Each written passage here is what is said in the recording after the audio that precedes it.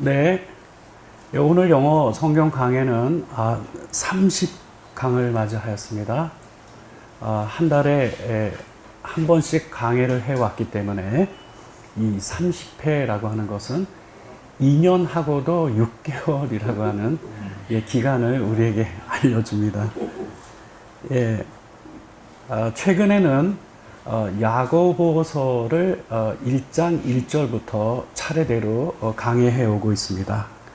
오늘도 계속 이어서 야고보서 강해를 하게 되었는데요. 야고보서 1장 13절과 14절 이 두 절에 대한 내용을 함께 나누겠습니다. 오늘 제목은 각 사람이 시험 받는 이유입니다. 이 야고보는 이 야고보서를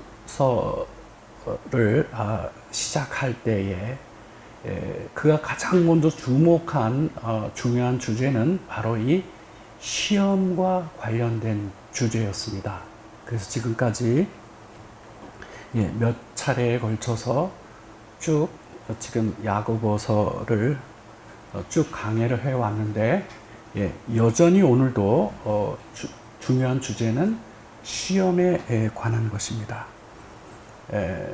그러나 오늘 강해에서는 그동안 함께 나눠왔던 내용과는 다른 각도에서 또 사도는 이 시험에 관한 중요한 부분을 조명하고 있습니다. 이것과 관련하여서 우리가 오늘 살펴볼 내용은 시험이라고 하는 것이 우리가 그동안 나누었듯이 두 가지 종류가 있었습니다. 그 하나는 트라이얼이라고 할 수 있는 그 시험. 그러니까 이거는 외부에서 오는 시험이고요. 그 다음에 또 하나는 템프테이션이라고 번역되는 시험이 있습니다. 그거는 내면과 관련이 되어 있는 부분입니다.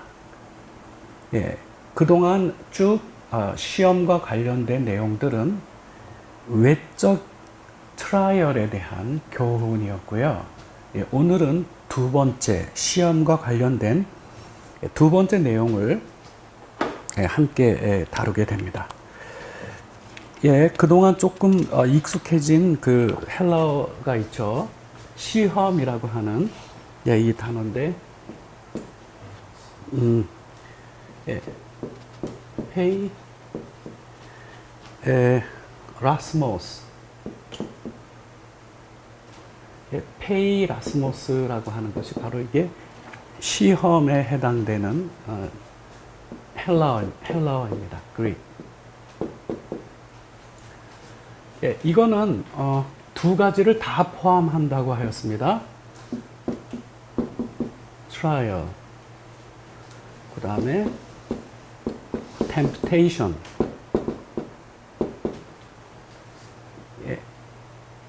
이 두 가지가 다 이 한 단어로 표현이 됩니다. 오늘은 이 temptation과 관련된 내용을 우리가 함께 나누게 됩니다. 이것을 우리가 첫 번째 시험의 내용이었다면 오늘은 두 번째 시험에 관련된 중요한 의미를 우리가 살펴보려고 합니다. 먼저 이것을 논의하기 위해서 사도는 한 가지 중요한 결론부터 내리고 시작합니다. 오늘 본문을 보겠습니다. 야고보서 1장 13절입니다. 사람이 시험 받을 때에 내가 하나님께 시험 받는다 하지 말지니 하나님은 악에게 시험을 받지도 아니하시고 친히 아무도 시험하지 아니하시느니라. 이렇게 기록되어져 있습니다. 우리가 시험 중에 있을 때 흔히 이렇게 생각하는 경우 있죠. 왜 하필이면 이때에 이와 같은 그 고난을 당하게 하시는가? 마치 하나님께서 지금 나에게 왜 이와 같은 시련을 주시는가 하는 네, 이런 의문을 우리가 가질 때가 있죠. 그러나 오늘 이 본문에서 사도 야고보는 아주 중요한, 이거는 넓은 의미에서는 하나님의 거룩한 속성과도 관련이 있는 부분이에요. 무엇입니까? 하나님은 그 누구에게도 시험받지 아니하시는 분이고 뿐만 아니라 그 누구도 친히 시험치 아니하시는 분이다라고 하는 사실이죠. 이것부터 먼저 선언을 하고 오늘 이 속에 담겨 있는 중요한 내용을 우리가 함께 나누려고 합니다. 우선 저는 마태복음 4장 1절에서 11절에 기록되어져 있는, 즉 여기에는 예수님께서 시험 받으시는 장면이 있습니다. 여기에 들어있는 중요한 세 가지 팩트를 먼저 소개를 하면서 오늘 우리가 나누는 이 시험, 다시 말씀드리면 이 템프테이션으로서의 이 시험의 문제를 우리가 함께 나누려고 합니다. 우선 예수님이 받으신 시험의 내용을 들여다보면 다음과 같은 세 가지의 내용을 우리가 확인할 수 있습니다. 그 첫째는 시험을 한 것은 누구였는가? 시험을 한 이는 마귀가 시험을 하였습니다. 두 번째로 그 일을 허락하신 이가 계신데 그분이 누구시죠? 하나님께서 허용하여 주셨죠. 이게 첫 번째 팩트고요. 두 번째, 이 시험과 관련된 두 번째 팩트는 이 사단의 이 처음부터 변함이 없는 이 사단의 의도를 우리가 이 속에서 읽을 수 있어요. 사단은 무엇을 하냐 하면은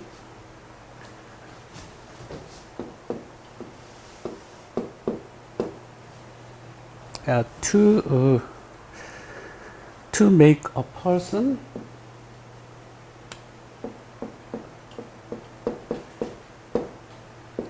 fall into sin.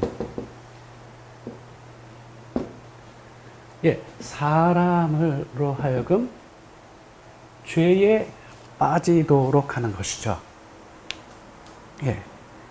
이거는 in the beginning, 다시 말씀드리면 태초부터 사단이 하고 있는 변함없는 일입니다. 그리고 세 번째, 그러면 하나님은 왜 이와 같은 시험을 허용하셨는가? 그것이 세 번째, 예수님께서 시험 받으신 장면을 통하여 우리가 시험과 관련된 세 번째 팩트를 얻을 수가 있는데, 그것은 이렇게 하나님께서 시험을 허락하시는 그 이유가 무엇이냐? 그것은 결국에 가서는 사람들로 하여금 그 죄에 저항하는 결단을 길러주는데 중요한 목적이 있는 것이죠. 다시 말씀드리면 믿음을 강화시켜 주기 위하여 그와 같은 일을 허용하시는 것입니다. 이 세 번째 팩트는 대단히 중요한 부분이기 때문에 두 번째 케이스, 즉 베드로가 시험받은 그 케이스를 통해서 다시 한번 조명해 보도록 하겠습니다. 그 내용은 즉 하나님께서 시험을 허용하시는 그 목적이 어디 있는가? 궁극적인 그 목적은 결국은 믿음을 강화시켜 주는데 그 궁극적인 목적이 있습니다. 그것과 관련하여 베드로의 경우를 잠깐 살펴보도록 하겠습니다. 누가복음 22장 31절과 32절에 가면 이렇게 기록되어져 있습니다. 시몬아 시몬아 보라 사탄이 너희를 밀가부르듯 하려고 요구하였으나 그러나 내가 너를 위하여 내 믿음이 떨어지지 않도록 기도하였노니 너는 돌이킨 후에 내 형제를 굳게 하라. 이렇게 기록되어져 있죠. 베드로뿐만 아니라 예수님의 제자, 여기에 너희를 밀가부르듯 하려고 사탄이 요구하였고 그거 하나님께서 허용하셨죠. 근데 여기에서 너희들입니다. 그러니까 베드로뿐만 아니라, 근데 영어 성경에는 each of you라고 하는 표현을 쓰고 있어요. 너희 각각을, 그쵸? 예, 예외 없이 너희들 하나하나 각각을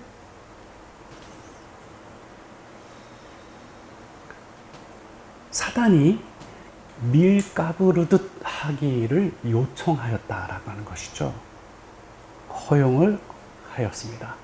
예수님은 베드로를 위하여 기도하셨고, 그리고 예수님은 그 기도로 말미암아 베드로가 그 이후에는 돌이키게 될 것이고, 그리고 돌이킨 후에는 맨 마지막 보면 내 형제를 굳게 하라, 예, 이렇게 표현이 되어 있는 부분이 있죠. 예. 예, 그래서 이렇게 하나님께서 시험을 허락하시는 중요한 목적은, 최종적인 목적은 믿음을 building up, 믿음을 세우고, 그리고 strengthen, 믿음을 강화시켜 주기 위하여서 허용을 하시는 겁니다. 네. 그래서 여러분, 맨 마지막 부분에 이 결론에 해당되는 본문 부분을 자세히 설명을 드림으로써 하나님께서 이 시험을 우리 중에 허락하시는 그 목적이 어디에 있는지 우리가 그걸 좀 확인하도록 하겠습니다. 지금 우리는 시험에 관한 논의를 하고 있는데요. 케이스 스타디를 하고 있습니다. 예수님께서 시험 받으신 경우를 살펴보았고, 그리고 베드로의 경우를 지금 살펴봅니다.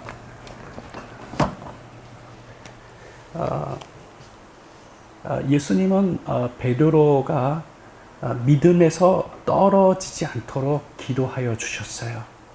사단의 목적은 to make a person fall into sin, 죄에 빠지도록 하는 거죠.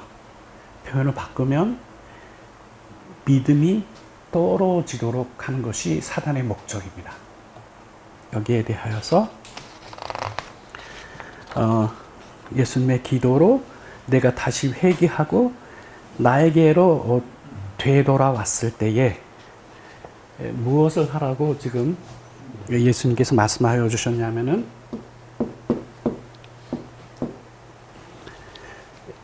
strengthen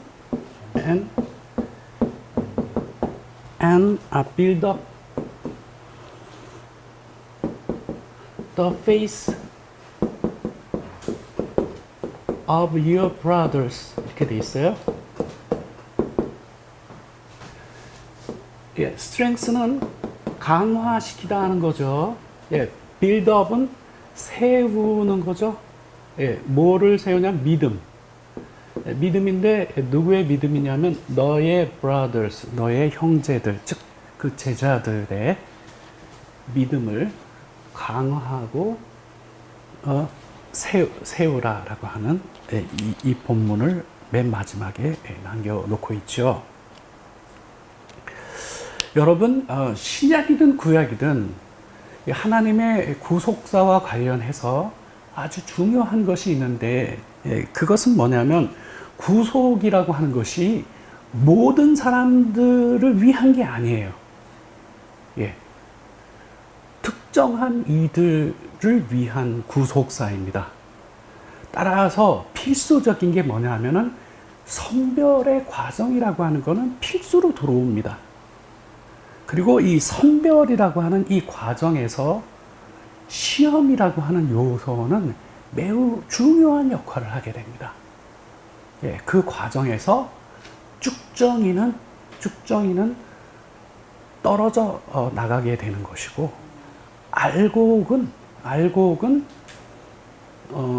결실해서 거두게 되는 것이죠. 예, 그런 관점에서 우리는 이 시험이라고 하는 것에 대하여 생각해 볼 필요가 있습니다.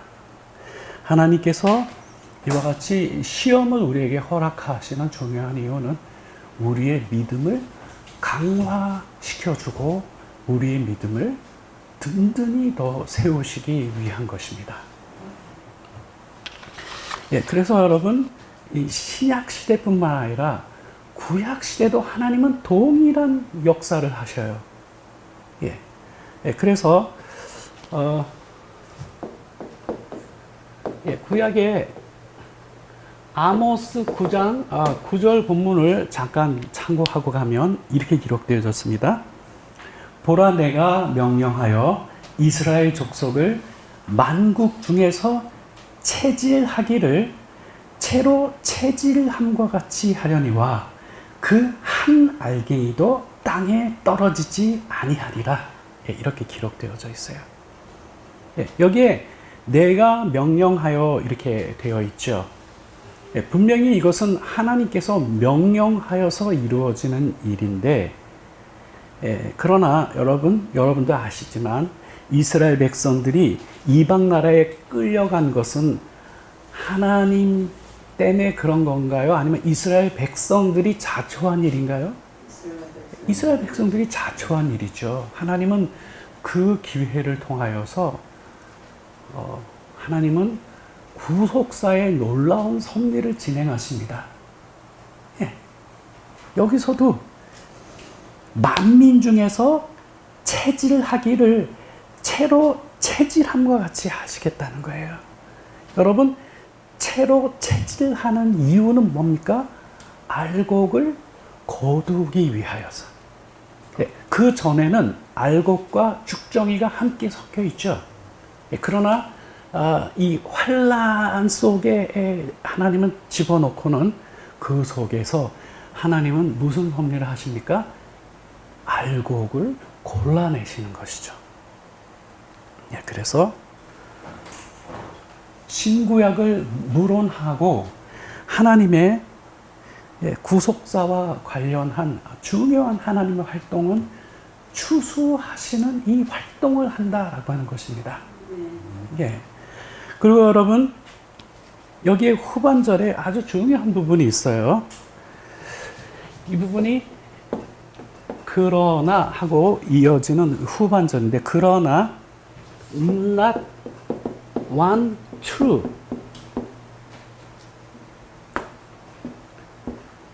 true kernel. kernel은 알곡이에요. 곡식. will be lost 이렇게 돼 있죠. will be lost. 그렇지만 여기에 여기 주어에 포함되어 있는 not은 나중에 여기 수로를 부정할 때 같이 쓰면 되고요. 단 한 알의 참된 나달도 결코 잃어버리지 아니하실 것이라 이렇게 기록되어 있어요. 단 한 알도, 단 한 알도 하나님은 결코 단 한 알갱이도 땅에 떨어지지 아니하리라 이렇게 우리 한글 성경은 기록되어 있는데, 영어 성경의 뉘앙스는 하나님이 단 한 알도, 단 한 사람도 결코 잃어버리시지 아니하시겠다라고 하는 놀라운 역사인 것이죠. 이렇게 여러분, 하나님께서 흔드시는 삶의 변화를 만들어서 이렇게 당신의 백성들을 흔드시는 중요한 목표는, 이거는 긍정적인 표현이 된 거고요.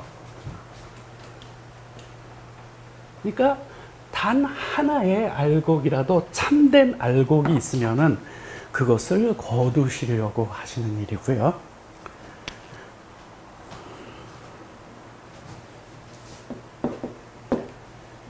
이거를 반대로 말하면 하나님이 제거하시려고 하시는 거거든요. 이거 딱 동전의 양면이에요. 알고 긴 사람은 하나님이 단 한 알도 결코 잃어버리시는 일이 없이 거두시지만, 그러나 on the other hand, 다른 한편으로는 그 반대편에 있는 사람은 그게 결국은 제거하시려 하시는 거예요. 예. 제거하는데 뭐를 제거하냐면 모든 이들을, 이 모든 사람들은 누구냐? 어떤 이들을 하나님은 그 과정에서 제거하시려고 하느냐?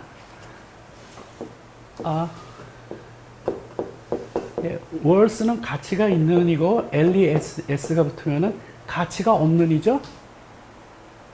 worthless.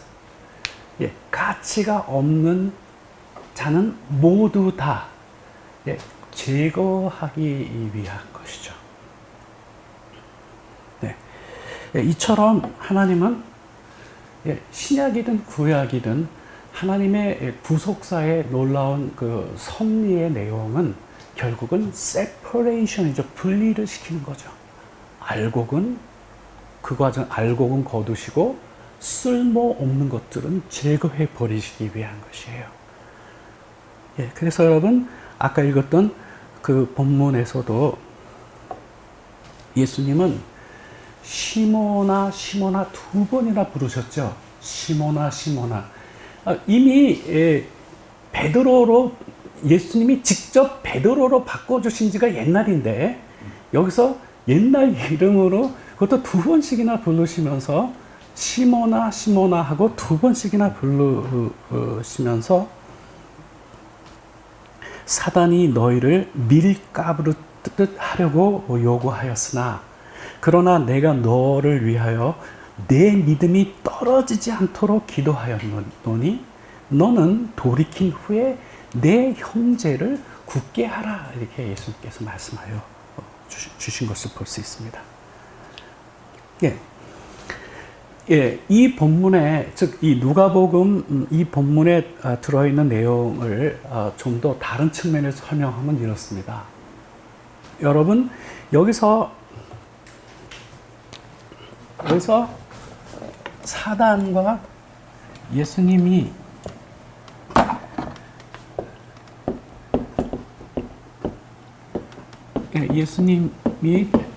등장하죠.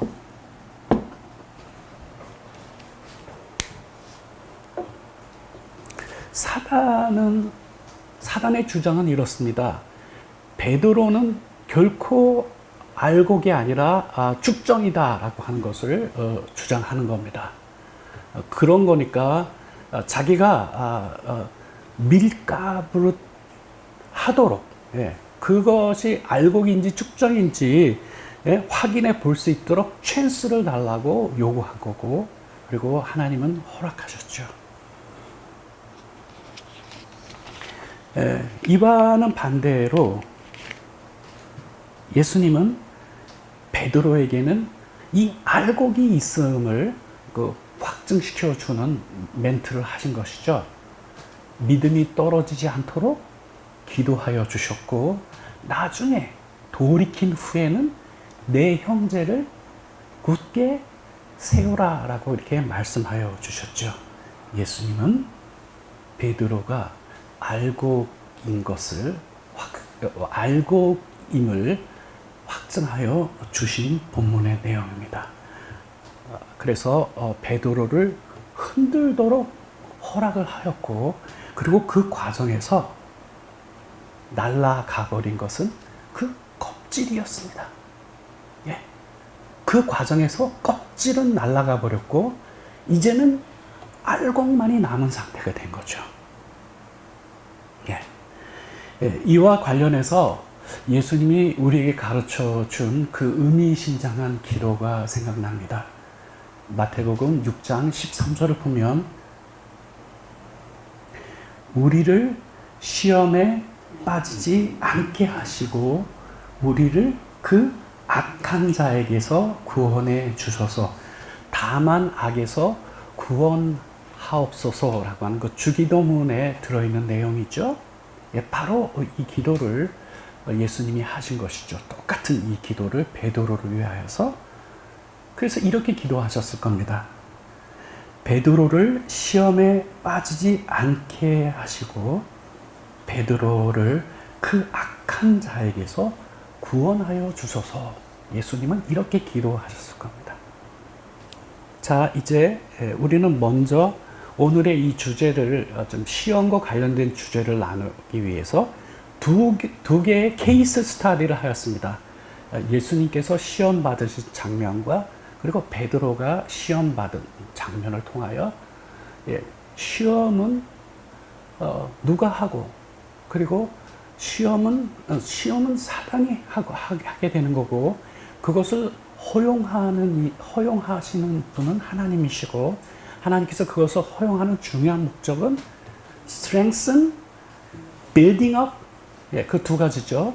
믿음을 강화시키고 그리고 든든히 세워주기 위해서 허용하신다라고 하는 사실을 알 수가 있습니다. 우리가 지금까지 이 시험과 관련해서 야고보의 메시지를 들어보면 두 가지의 서로 다른 표현이 등장하는 것을 볼 수 있습니다. 우선 12절에 언급되어 있는 것과 13절에 언급되어 있는 메시지가 좀 다릅니다.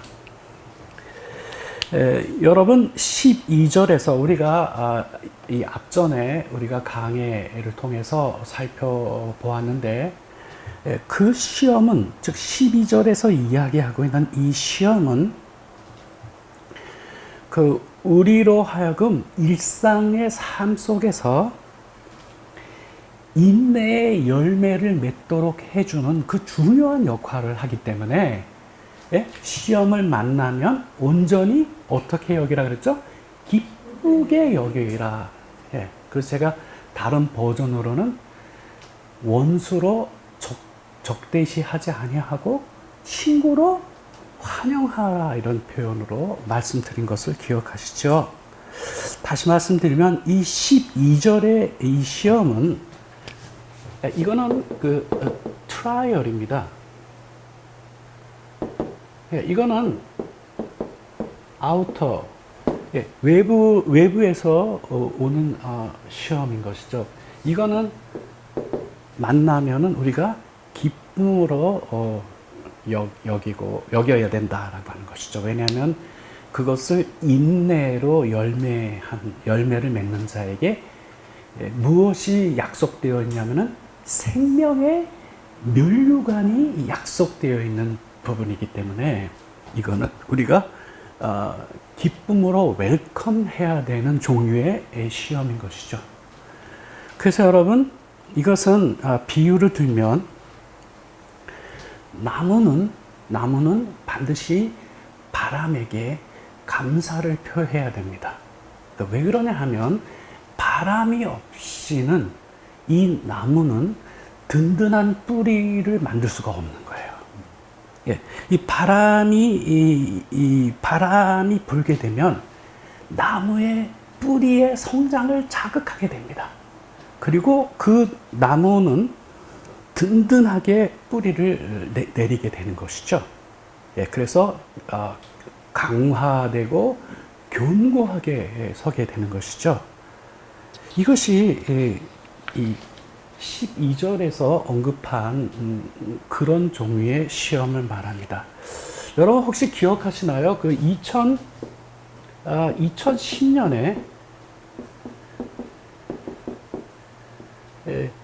그 태풍이 왔었죠. 곤파스라고 하는 곤파스. 이 대단했습니다. 이 태풍이. 이 곤파스가 지나간 다음에 제가 한 1년인가 후에 산에 올라가 본 적이 있었어요. 근데 나무가 제법 굵은, 이 정도 되는 굵은 나무들이 쓰러져 있는 장면을 제가 보게 됐습니다. 그 나무들은 뿌리가 뿌리가 깊이 내리지 못하고 얇게 옆으로만 퍼져 있는 그런 나무였어요. 그러니까 이 곰파스의 강력한 태풍에 견디지 못하고 쓰러진 거죠. 그리고 1년 후에 제가 이걸 봤으니까 이거는 다 말라서 죽어가고 있는 상황이었던 것이죠. 그러나 쓰러지지 아니하는 나무들은 뿌리가 견고했기 때문에 여전히 살아있는 것이죠. 예. 그래서 여러분, 혹시 담양의 유명한 가로수길을 아십니까? 메타세콰이어 나무가 즐비하게 되어 있는 그 유명한 그 가로수인데요. 근데 이 가로수길이 거기에 있고 국내에 한 5군데가 있는데 거기에 있고 또 한 군데가 어디에 있냐면은 강서구에 오면 강서구 구청 앞에 있어요. 예. 근데 이 메타세콰이어라고 하는 이 나무를 제가 항상 경이롭게 쳐다보는 이유는요. 완전히 직선이에요. 나무가. 요만큼도 틀어져 있지 않고 완전히 직선이에요. 예. 여러분, 그렇게 직선으로 자라는 비결이 뭔지 압니까? 뿌리가 장난이 아니에요, 얘는요. 예, 뿌리가. 마치 독수리가 동물을 움켜쥐듯이 이 나무는요, 땅을 단단하게 움켜쥐고 있는 뿌리가 굉장해요, 옆으로요. 예, 그러니까 아주 정확하게 90도로 딱 서 있는 거예요. 그래서 여러분, 이 메타세콰이어라고 하는 이 나무가 그렇게 정확하게 서 있는 것은 뿌리가 견고하기 때문인 것이죠. 그래서 여러분, 이 12절에 언급되어 있는 이와 같은 종류의 시험이라고 하는 것, 즉 나무로 치면은 바람과 같은 거니까 이것은 감사해야 되고 그리고 기쁘게 여겨야 되는 시험입니다. 그러나 여러분, 13절, 즉 오늘 우리 13절에서 오늘 본문에서 언급되고 있는 이 시험은 템프테이션인데 이거는 내부적인 시험이고요. 이 시험은 아주 달콤하게 작용하죠.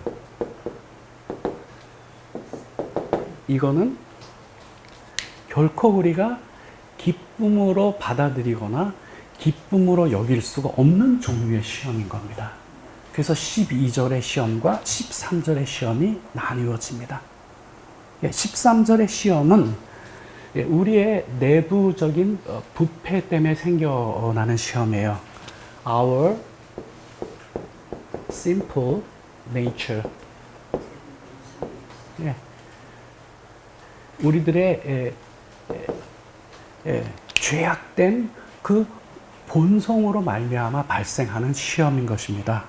그래서 여러분, 오늘 제목이 각 사람이 시험 받는 이유인데, 이때 이 시험은 이 두 번째, 바로 이 시험을 이야기하고 있는 것입니다. 예수님께서도 이 점에 대하여 분명히 말씀하신 것이 있어요. 마태복음 15장 19절로 가면, 악한 생각, 살인, 간음, 성적인 부도덕, 도둑, 거짓 증거, 비방, 이런 것들이 다 어디서 나오냐 하면 out of the heart, 마음에서 나온다는 거예요. 마음에서.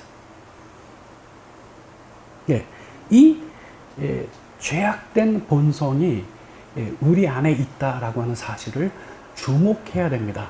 야고보가 이 13절에서 이 시험의 문제를 거론하는 중요한 이유는 바로 거기에 있습니다. 그래서 오늘 우리 문제의 핵심은 어디로 가게 되냐 하면은 our simple nature, 이 우리의 죄악된 본성의 문제로 되돌아가게 됩니다. 오늘 본문에 이렇게 기록되어져 있죠. 사람이 시험을 받을 때에 내가 하나님께 시험 받는다 하지 말지니 하나님은 악에게 시험을 받지도 아니하시고 친히 아무도 시험하지 아니하시느니라. 네, 오늘 이 본문은 이 두 번째 경우를 두고 언급하고 있는 부분인 것입니다. 그래서 여러분, 야고보가 결론적으로 말하려고 하는 것은 뭐냐 하면은 우리가 시험을 받게 되는데 이 시험을 두고 이게 nor B but C. 다시 말씀드리면 시험에 관한 예, 하나님은 친히 시험하지 아니하신다 그랬죠. 예, 하나님도 아니고 이 B는 사탄이에요. 사단도 아니고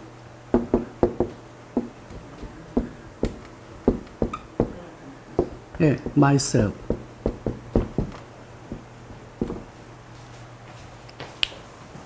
우리 자신에게 있는 중요한 문제와 문제와 대면하도록 지금 이 본문을 기록하고 있는 것입니다. 예, 비록 사단이 시험을 일으키는 자인 것은 틀림없어요. 그리고 그것은 사단 의지로 결정된 문제가 아니라 하나님이 허용하시기 때문에 또 가능한 일인 거 맞아요. 그러나 이 모든 시험의 궁극적인 탓은 결국 누구에게 돌려야 되냐면 내 자신에게로 돌려야 된다라고 하는 사실을 보이려고 하는 것이거든요. 그래서 여러분, 우리가 이 점에서 우리가 분명히 해둘 거 있습니다. 그게 뭐냐 하면은 여러분, 죄의 치명적인 독성이 무엇인지 압니까? 죄의 치명적인 독성. 여러분, 모기에게 물리면 가장 첫 번째로 나타나는 증상이 뭐죠? 간지러운 거예요. 가려움이에요. 네, 가려움이에요. 요즘에 저는 하루에 15마리 정도의 모기를 생포해서 열심히 그 제국을 건설하고 있는 개미들에게 먹이를 주는 것이 혼자 집에 있으니까 심심하잖아요. 그래서 모기 하나 잡아서 이렇게 책상 옆에 놓으면 그 다음엔 맨 처음에 개미 한 명이 와가지고 확인한 다음에 조금 있으면은 50명 될 거예요. 그래갖고 그거를 분해를 하는데 10분밖에 안 걸려요. 그 10분 후에 보면은 말끔해요. 완전히 분해해갖고 다 끌고 가버린 것이죠. 이 모기에게 물리면 그 첫 번째 증상이 이 가려움입니다. 근데 이 죄의 그 치명적인 그 증상, 그 첫 번째 증상이 뭐냐 하면은 핑계를 대는 거예요. 예, 핑계를 대는 거예요. 결코 그 잘못한 일에 대하여 자기 자신에게 그 탓을 돌리지 아니하고 남의 탓으로 돌리려고 하는 이 경향이 있는 겁니다. 이거를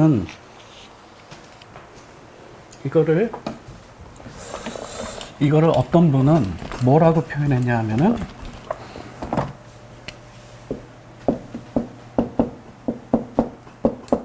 빌트인.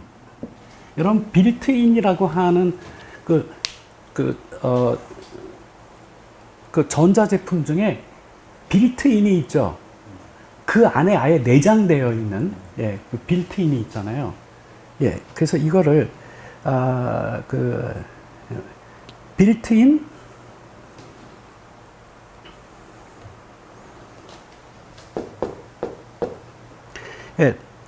텐덴시, 이 경향이죠. 이건 아예 그 속에 내장된 경향이라고 하는 것이죠, 이게. 그래서 여러분 잘 아시는 것처럼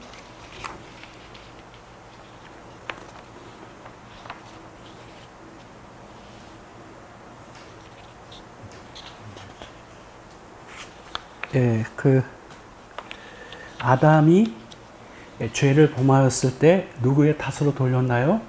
아내의 탓으로 돌렸습니다. 그 아내는 또한 그 책임을 뱀의 탓으로 돌렸죠. 책임 전가입니다. 그래서 이거를 built-in tendency, 아예 내장된 죄를 범한 타락된 본성을 보유하고 있는 사람들에게 아주 내장되어 있는 경향이다라고 이렇게 표현을 했어요. 여러분, 이 인물들하고 전혀 다른 모습을 보여준 성경에 유명한 분이 한 분 계셨습니다. 그분은 다윗입니다. 다윗의 시편, 그 유명한 51편으로 가보면, 여러분 그때 정황을 아시죠? 나단 선지자가 나타나서 다윗 입장에서는 아무도 모를 줄 알았는데 나단 선지자가 딱 나타나가지고 정확하게 지적을 하자 나단 선지자의 그 지적을 받고 난 후에 지은 시입니다. 여기 보면 아담과 이브하고는 달리 다윗은 이 죄를 범하였을 때 자기 자신의 탓으로 돌렸습니다. 그래서 이 51편 4절을 보면 여기에 한 구절을 소개를 하고 하겠습니다.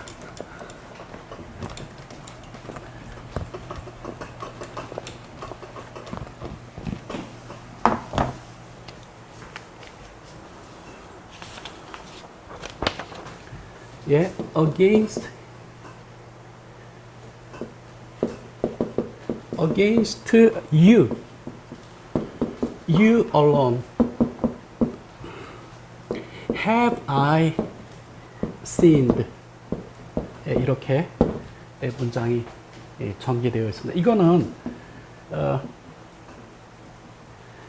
부사구를 앞에 꺼내서 강조해 놓은 상황인데요.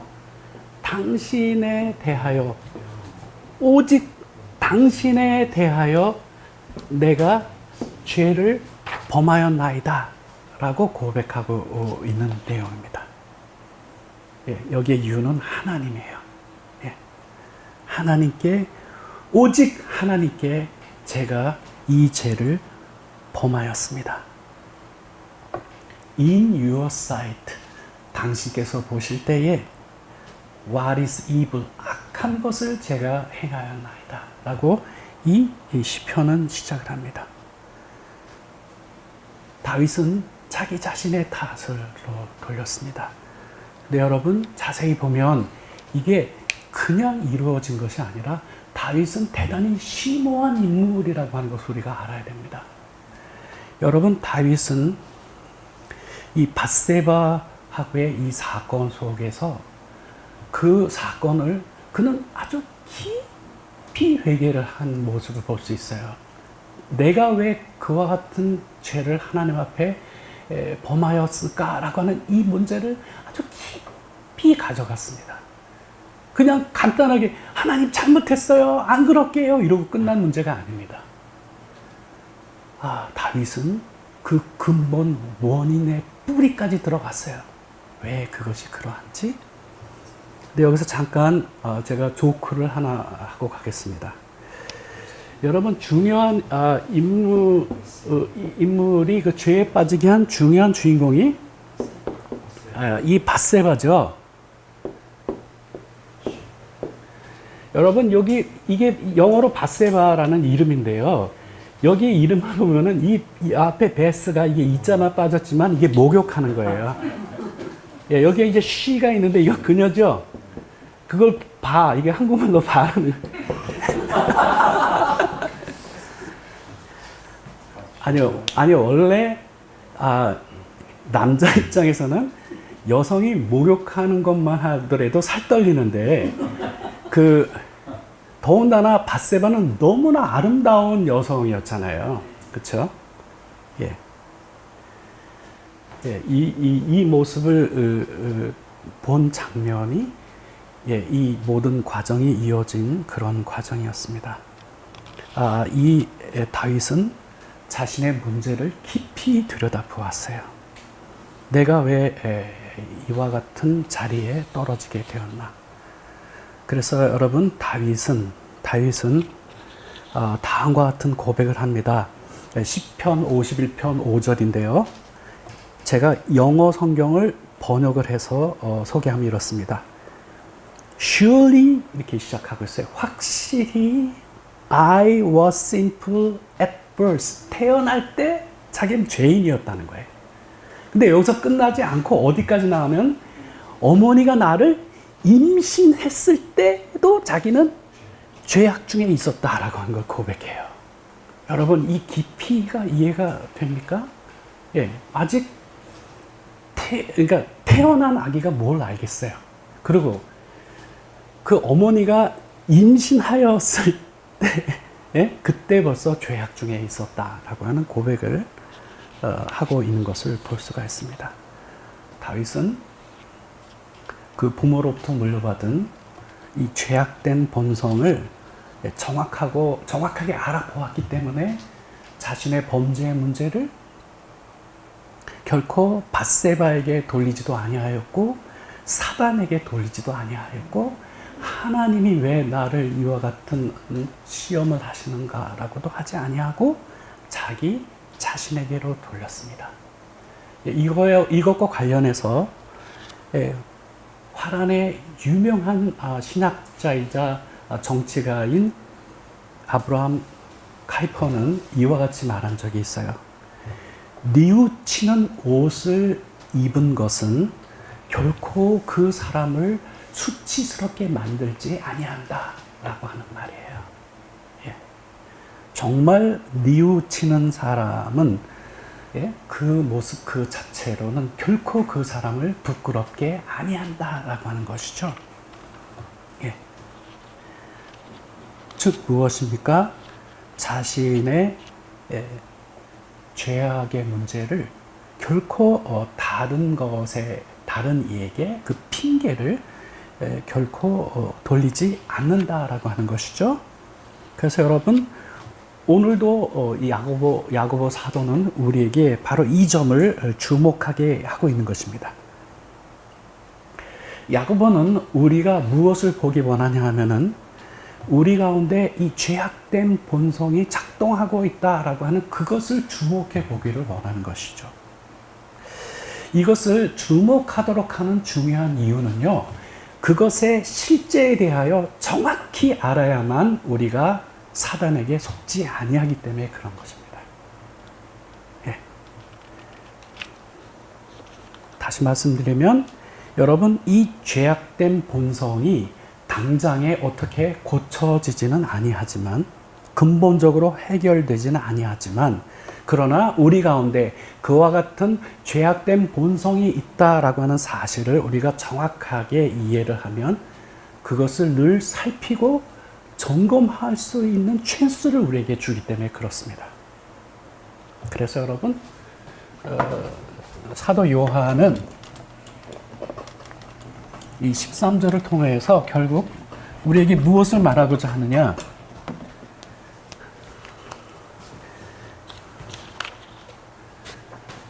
What we have to watch. 예, 우리가 반드시 지켜보아야 할 것이 있는데, 예, 이게 뭐냐? Our desire라고 하는 거죠. 예, 우리의 욕구이다라고 하는 것을, 이 욕구를 우리는 잘 지켜보고 감시해야 된다라고 하는 사실을 우리에게 알려주는 것입니다. 여러분, 다윗은 이 문제를 어떻게 해결했을까요? 다윗은 하나님께 다음과 같이 기도하였습니다. 근데 이 다윗의 기도는 조금 이따 이어서 소개를 드리도록 하고, 이 태초부터 발생한 우리의 이 타락된 우리의 본성의 부패 문제를 다시 한번 점검하고 갈 것이 있습니다. 여러분, 우리가 에덴 동산에서 있었던 사실을 성경의 기록을 통하여 우리가 잘 알고 있듯이 이브의 선택의 문제를 잠깐 봅시다. 여러분, 본시 이브의 선택은 선악과를 먹느냐 혹은 먹지 아니하느냐, 그게 메인 이슈가 아니었어요. 여러분, 선악과 말고 뭐도 있었죠? 생명과도 있었잖아요. 그죠? 예. 그래서 선악과도 있고 생명과도 있었죠. 예. 그래서 하나는 하나님께서 먹도록 허용하여 주신 거고, 또 하나는 하나님께서 금지하신 거죠. 그죠? 예. 그런데 사단은 교묘하게 작용을 해서 이 게임을 바꿨어요. 무엇에 집중하도록 만들었냐면 선악과에 집중하도록 해서 생명과는 시야에 벗어나게 했고, 게임판을 바꾼 거예요. 그리고 그것이 얼마나 좋냐. 하나님과 같이 된다 그랬죠? 그렇게 해서 그것을 선악과를, 하나님의 법을 어기고 그 선악과를 따먹게 되자, 바로 그 열매에 대한 그 잘못된 그 이브의 그 잘못된 욕구가 완전히 본성으로 자리를 잡게 된 거죠. 완전히 본성이 돼버린 거예요. 금지한 것에 대한 욕구가 그 안에 아예 빌트인, 아주 내장되어 버린 사건이 거기서 벌어진 것이죠. 그래서 여러분, 오늘 야고보서 1장 15절로 보면, 오직 각 사람이 시험 받는 것은 자기 욕심에 끌려 미혹됨이니, 오케이? 욕심이 잉태한즉 죄를 낳고 죄가 장성한즉 사망을 낳느니라. 이렇게 그 다음 절로 이어서 설명하고 있습니다. 여러분, 이 14절의 내용, 전반절의 내용이 너무나 중요하기 때문에 저는 이 14절에 들어있는 헬라어 3개를 꺼내서 다시 이 본문을 원의에 가깝게 해석해 보이는 작업을 하려고 합니다. 우선 여기에 첫 번째 등장하는 단어는, 이게 제일 중요한 단어인데,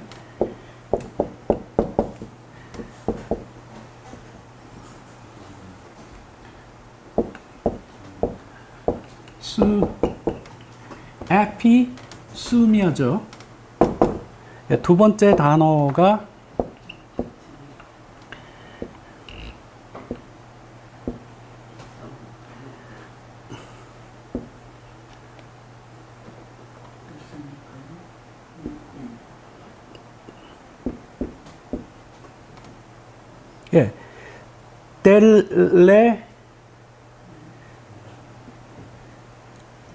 델레죠.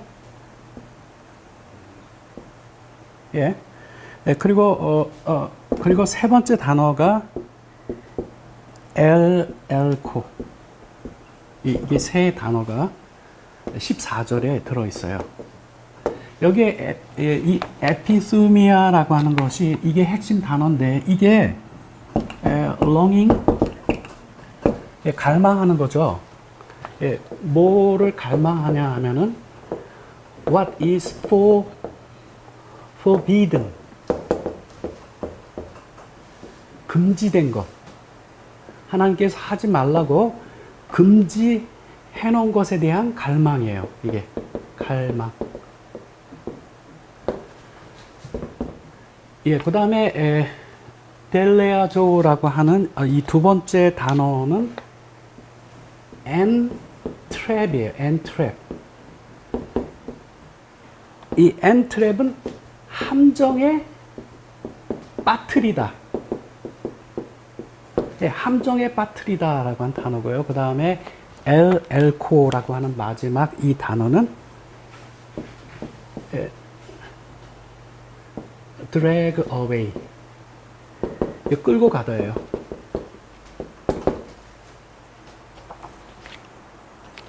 예, 그래서 여러분 이 세 단어의 의미를 충실히 살려서 이것을 다시 번역하면 이렇게 됩니다.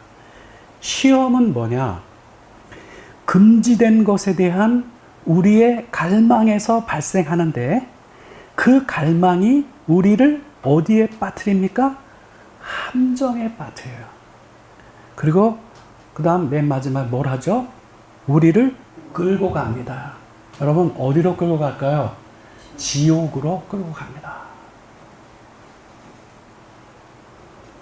예, 오늘 오전에도 원장님께서 지옥에 대한 메시지를 선포해 주셨죠. 결코 가서는 안 되는 곳이 거기입니다. 그리고 막상 그곳에 가게 된 이들의 중요한 현상이 슬피 울며 이를 갈게 되는 그러한 엄청난 후회를 하는 거죠. 엄청난 후회를.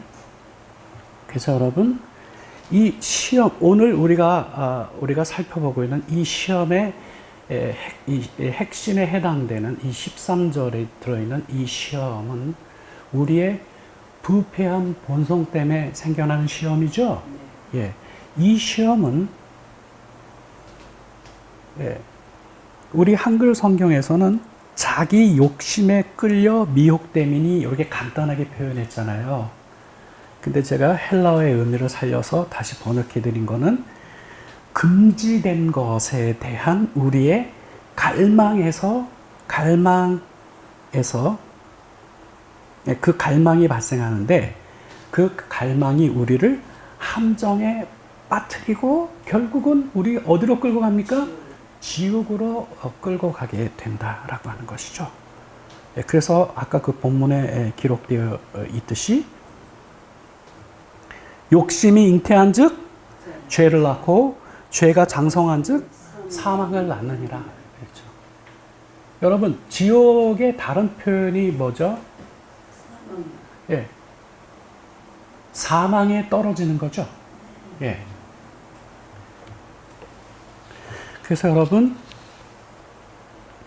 이 시험과 관련된 이 야고보가 오늘 이 본문을 통해서 우리에게 주는 흥미로운 교훈의 핵심은 이 시험의 문제를 하나님 탓해도 안 되고 사단의 탓을 해도 안 되고 문제의 핵심 요인은 어디에 있다? 우리 자신 안에 있다.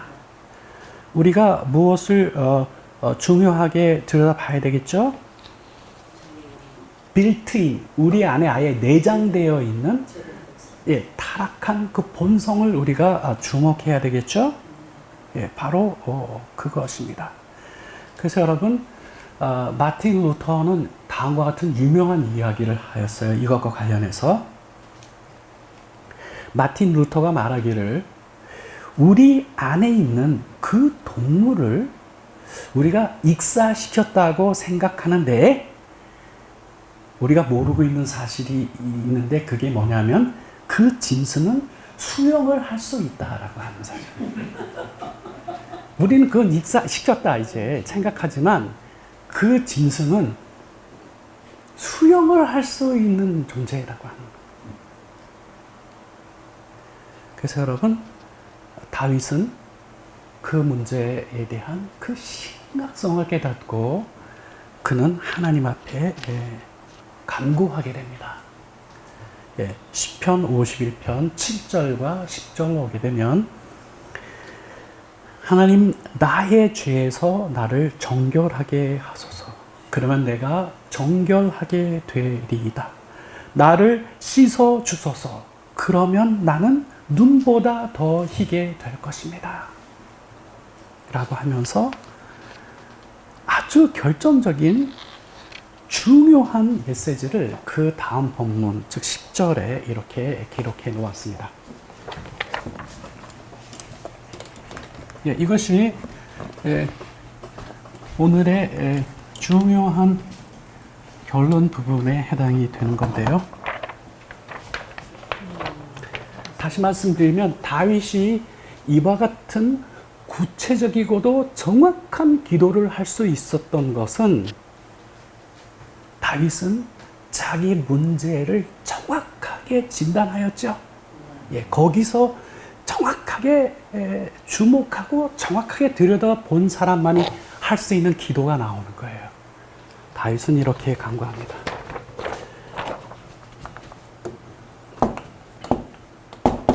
Create in me clean heart, O God. 오 하나님이여, 내 안에 무엇을요? 정결한 마음을, 크리에이트는 뭐죠? 창조해 달라는 거예요. 예? 예. 내 안에 그런 게 있어요, 없어요? 없어요. 새로 만들어져야 돼요. 예? 그런 의미에서 예, 내 안에 이 정결한 마음을 창조해 달라고 하나님께 구하고 있어요. 또 한 가지는 renew. renew는 새롭게 해달라는 거죠. 예. within me, 내 안에. 예. 내 안에 다음과 같은 것을 새롭게 해달라고 구합니다. 아, 이게 뭐냐?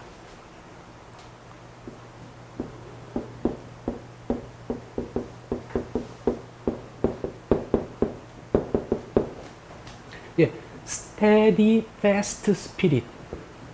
예, 우리 너무나 친숙한 단어죠. 예, 변함없는. 이게 에무나의 본질을 말해주는 단어 중에 하나죠. 변함없는. 예, 예, within me, 내 속에, 내 안에 예, 변함없는 정신을 renew, 새롭게 해달라고 구하고 있죠. 예. 이것이 우리의 동일한 간구와 기도가 되어야 하리라고 생각을 합니다. 여러분, 야고보는 이와 같은 문제를 다 통찰하고 있었기 때문에 우리에게 이와 같이 이 문제에 주목할 것을 우리에게 이야기하여 주었는데요. 오늘 본문에 기록된 내용 두 가지를 언급하고 정리하겠습니다. 아까 중요한 것은 우리 속에 들어있는 뭐냐면은 에피수미아라고 하는 것이 우리 속에 있죠? 그게 뭡니까? 하나님께서 금지하신 것을 갈망하는 마음 있죠? 그거가 문제입니다. 이것은 아예 태어날 때부터 우리 속에 어떻게 돼 있어요? 내장되어 있어요. 아예. 그렇기 때문에 what we have to watch, 우리가 반드시 지켜보고 감지해야 될 것은 뭐죠? 우리의 에피수미아죠. 예? 하나님께서 금지한 것에 대한 갈망하는 그 마음을 우리가 주목해 보아야 되겠죠? 예. 그래서 아까 14절에서 요약을 해 놓은 것처럼 시험이라고 하는 것은 금지된 것에 대한 우리의 갈망에서 발생하는데, 바로 그 갈망이 우리를 함정에 빠뜨리고 결국은 우리를 지옥으로 끌고 가는 이 프로세스를 보인 거거든요. 예, 그거를 정확하게 보고 이 부분을 우리가 차단하고 단단히 우리가 지켜보고, 그리고 그것도 have to, 반드시 지켜보아야 한다라고 하는 사실을 여기에서 강조해 놓았습니다. 여러분, 우리가 이 땅에 존재하는 목적이 많이 있겠지만, 오늘 주일날 제가 다시 한번 확증하게 된 거는, 인생의 목표는 지옥에 가지 않는 데 두어야 되겠다. 여러분, 그렇지 않기 위해서 우리가 우리 자신을 잘 살펴야 되겠다라고 하는 겁니다. 우리 속에 빌트인, 내장되어 있는 그 에피수미아를 하나님께서 금지한 것에 대한 그 갈망의 그 마음을 우리가 늘 관찰하고 주목하고 그것을 지켜보아야 하겠습니다. 이 은혜가 모든 분들에게 함께 하길 바랍니다.